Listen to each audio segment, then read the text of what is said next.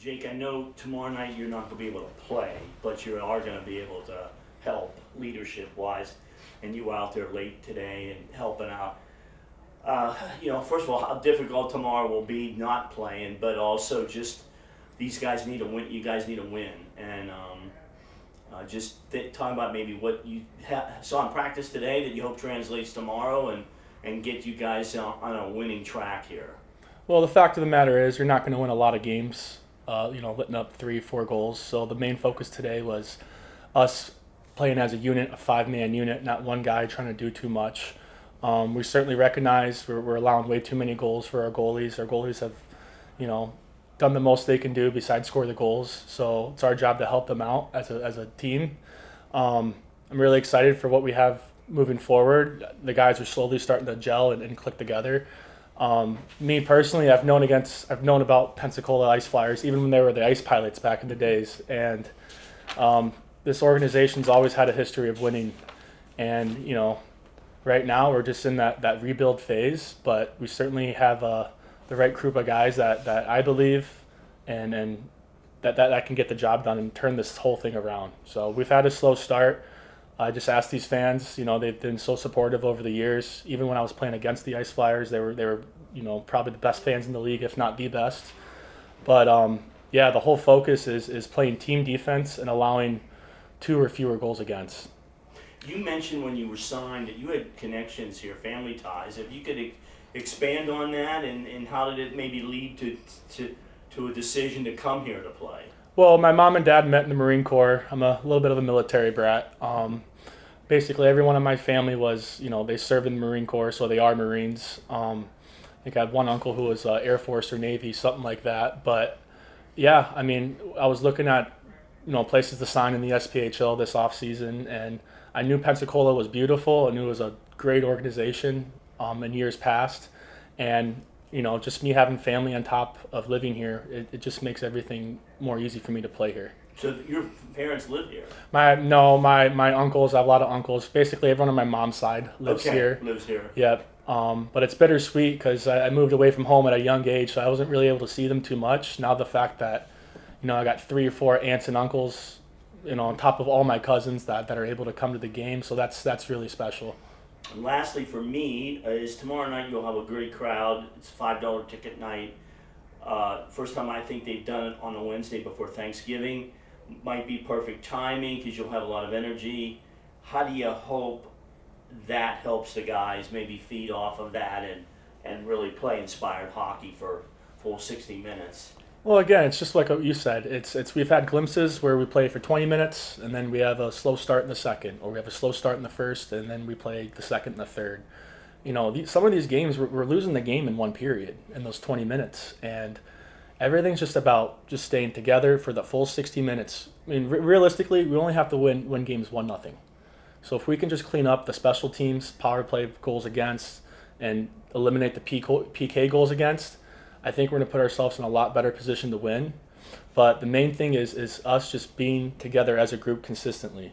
And again, it's about wins and losses, but how we've been losing this year by multiple goals is just unacceptable, and we know we need to turn that around.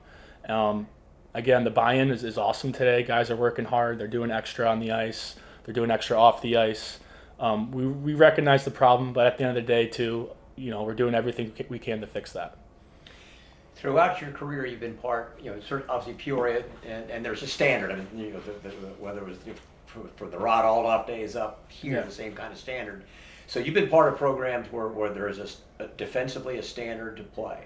And with that background and with the way you play, can you put a finger on here's what we're not doing defensively? And Rod, when we listen to Rod and listen to Gary, it's don't point at the defensive line, the blue line. It's it's a 5 plus a goalie.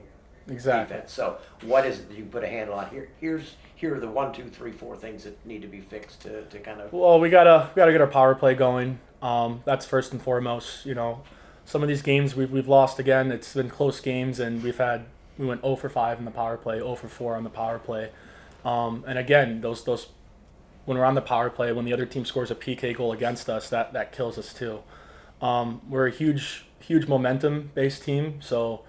As soon as we can start building momentum, that's going to be our identity is playing short, hard, fast hockey. As far as the goals against and what's been going on recently, yeah, it's everyone. If one guy in our system's a little bit out of position, it messes everything up. So again, today's about being connected defensively as a 5-man unit. We'll 6 with our goalie, but it's also about managing the puck and not giving the other team those turnovers at the blue line that gives us odd man rushes against. For the most part, again, I think we're one of the top teams in this league when we're on top of our game, but we've only had short spurts of it. We haven't played the full 60 minutes. So that's the goal for Wednesday, is just for us as a group, play a full 60 minutes. Whether we win or lose, play that full 60, and we should be happy with our efforts. I'm good, Jake. Thank you. Well, where in the sea mean to you? Oh, see, I'm honored to be that voice here. But we have a great leadership group here. We have Ivan, we have Cameron Cook, we have Jordan Henderson, Corey Dennis, guys who've been here. I'm just another piece to the puzzle. All those guys are capable of wearing the C. It's a huge honor.